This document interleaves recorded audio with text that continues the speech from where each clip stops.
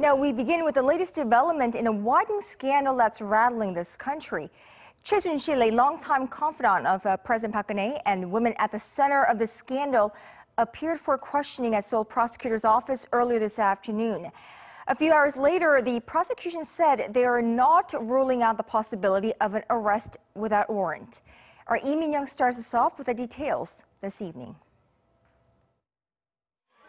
Choi Soon-sil, a confidant of President Park Geun-hye and the woman at the center of a growing abuse of power scandal, is now being questioned by prosecutors at the Seoul Central District Prosecutor's office. During the investigation, the prosecutors said she told them she was very sorry for causing such confusion. They also said the possibility of arresting Choi without a warrant cannot be ruled out. She appeared at the prosecutor's office at 3 p.m. on Monday, which was Choi's first public appearance after the allegations against her bubbled to the surface last week.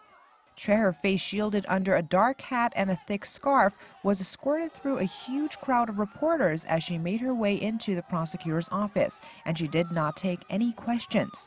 But before getting on the lift, she reportedly pleaded for mercy and said she was truly sorry. Choi's attorney held a press conference at around 4 p.m. but refused to give any clear answers regarding the charges against her. I am here to represent her throughout the investigation, and I will fully cooperate with prosecutors.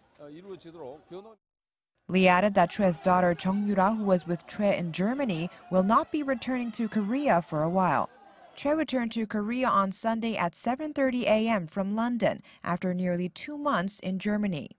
Choi, who did not have an official government position, is suspected of having used her ties to the president to interfere in state affairs and accessing classified presidential office documents.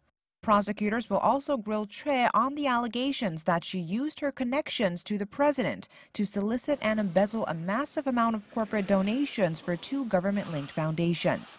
Choi will also likely face questions about the allegations that she used her connections to garner preferential treatment for her daughter when she was admitted to Ewha Women's University. Choi's return came a day after prosecutors raided the homes of presidential aides suspected of being involved in the scandal. The prosecutor's office said Monday that it is expanding the special investigative team working on the case as the investigation is widening at a rapid pace. Roughly 20 more prosecutors will be added to the team, bringing the number of investigators to about 100. Minyoung, Arirang News.